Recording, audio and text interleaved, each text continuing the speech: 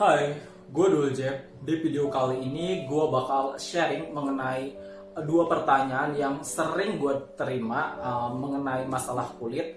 Dan pertanyaan ini gue dapat entah itu dari DM Instagram atau secara langsung. Dan di sini gue tidak sedang memposisikan sebagai orang yang lebih tahu, enggak. Ini jatuhnya lebih ke sharing. Nah, dua pertanyaan tersebut, yang pertama adalah udah skincarean, bahkan pakai skincare mahal, tetapi kulitnya masih kusam. Yang kedua, udah skincareannya udah lama, tetapi tetap berjerawat. Oke, jadi hal yang pertama yang harus kita pahami bersama adalah apakah Anda sekalian sudah menggunakan produk yang tepat? Apa itu produk yang tepat? Produk yang lo pakai dan skin concern yang lo punya itu sesuai. Artinya ketika misalkan skin concern lo sendiri adalah lo pengen punya kulit yang cerah, ya gunakanlah produk-produk yang dapat membantu mencerahkan atau memiliki kandungan pencerah. Salah satunya adalah serum, essence diantaranya ya. Diantaranya adalah essence, serum ataupun produk eksfoliasi. Nah, di step ini lo akan menemukan yang namanya trial error atau lo mencoba dan lo gagal.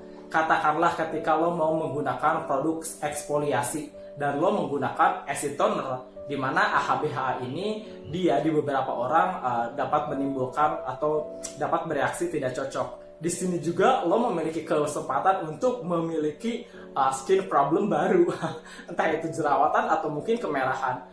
Juga ketika lo mau nyoba serum dengan active ingredients yang cukup tinggi, apalagi mungkin serum yang lo mau pakai adalah vitamin C, di mana vitamin C di beberapa orang juga ini dapat bereaksi kurang baik atau dapat tidak cocok di beberapa orang.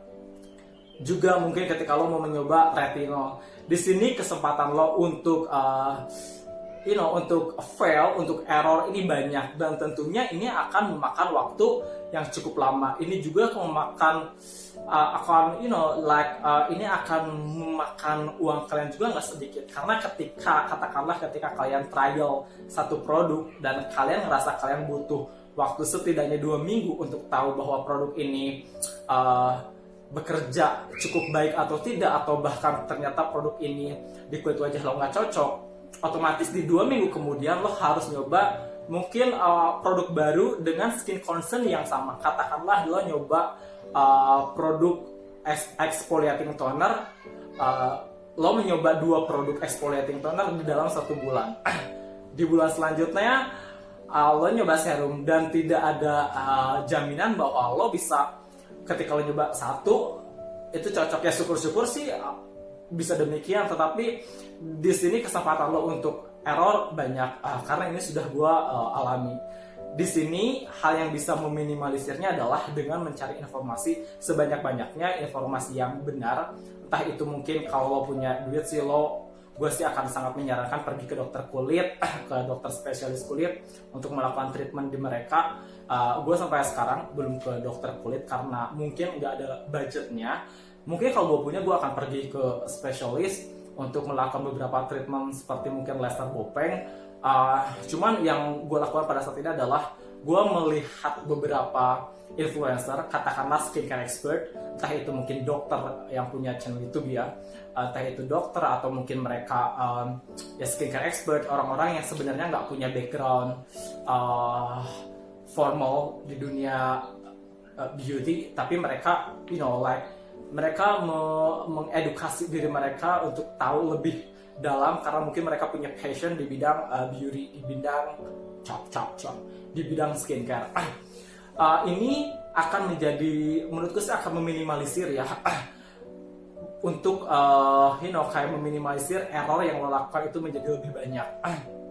Karena nanti orang ini akan memberikan semacam pemahaman bahwa jadi skincare expert jadi skincare concern lo seperti ini ya, dan skin condition lo seperti ini, skin type lo seperti ini. Jangan lupa juga, jadi budget yang lo punya ini seperti ini ya. Karena nggak melulu produk yang bagus itu harus produk yang mahal, harus yang dari Korea, harus yang dari Amerika. Produk lokal banyak yang bagus. Yang paling penting adalah antara skin condition kita, skin type kita dengan skin concern kita itu sesuai.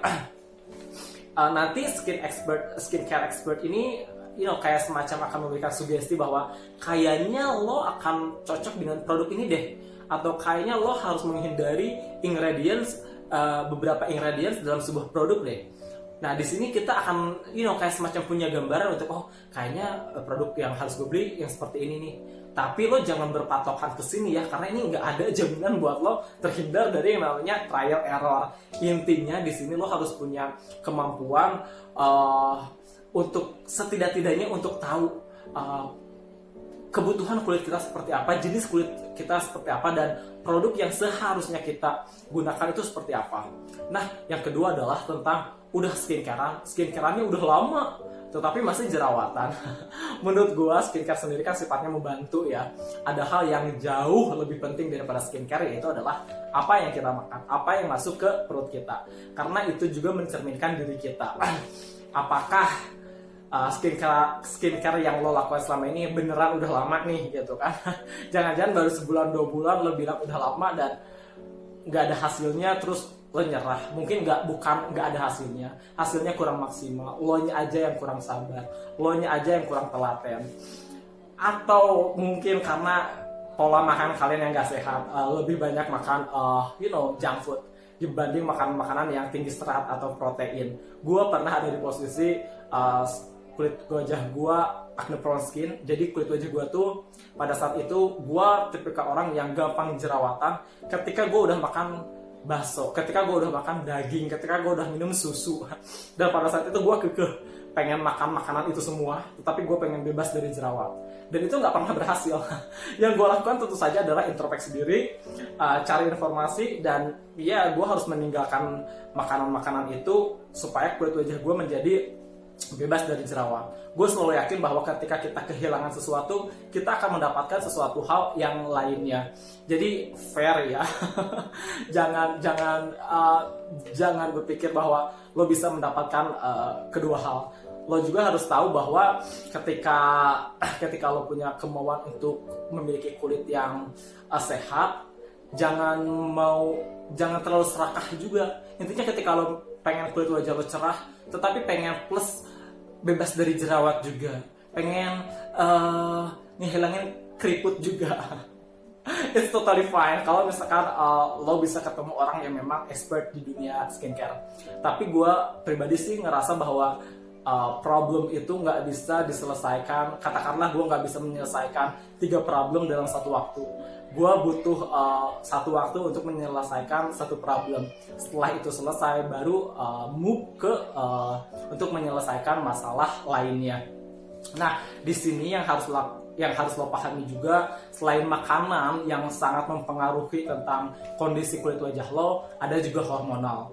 Mungkin lo lagi stres jadi mempengaruhi kondisi kulit wajah lo, or maybe cewek ya, kalau PMS kan biasanya akan selalu datang jerawat yang kayaknya udah langganan. Atau mungkin orang-orang yang dalam masa pubertas, panas. Masa pubertas, hormonnya masih imbalance hormone. So ini hal-hal yang harus kita pahami nih. Jadi yang paling penting adalah kita juga harus jaga nih pola makan kita untuk lebih banyak mengkonsumsi makanan yang tinggi serat dan protein. Manajemen stres juga supaya ketika kita stres tidak menjadi kayak kita jadi lebih banyak marah-marah, jadi lebih banyak menyalahkan diri sendiri atau menyalahkan situasi kondisi. Yang paling penting adalah mungkin menjaga hubungan baik lo juga dengan Allah, dengan Tuhan.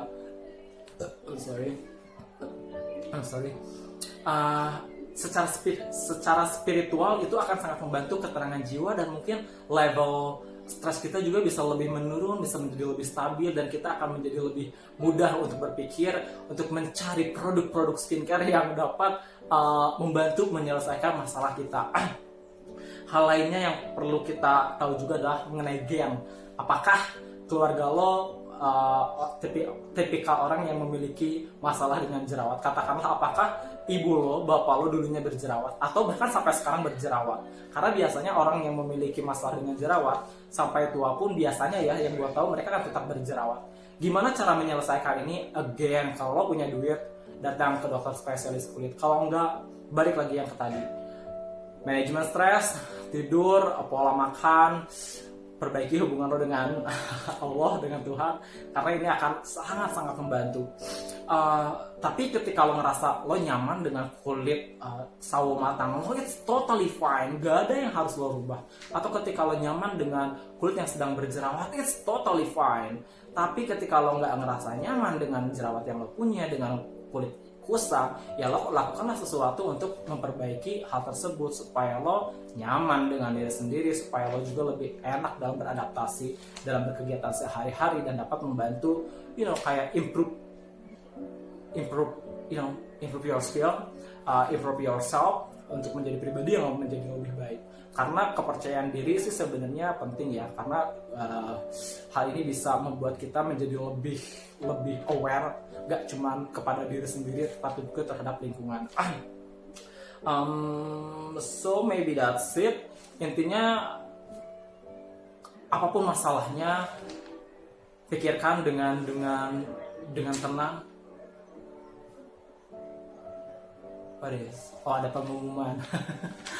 Nah, intinya seperti apapun kondisi kalian sekarang saat ini adalah jangan pernah menyerah, tetap berjalan, tetap berpikir positif seperti apapun kondisinya. Mudah-mudahan di video ini ada informasi yang dapat membantu dan bermanfaat. Jika iya, silahkan like dan komen di bawah. Bantu subscribe juga untuk membantu mengembangkan channel YouTube gua. Mohon maaf atas segala kekurangan dan kesalahan dalam video ini. Bye-bye.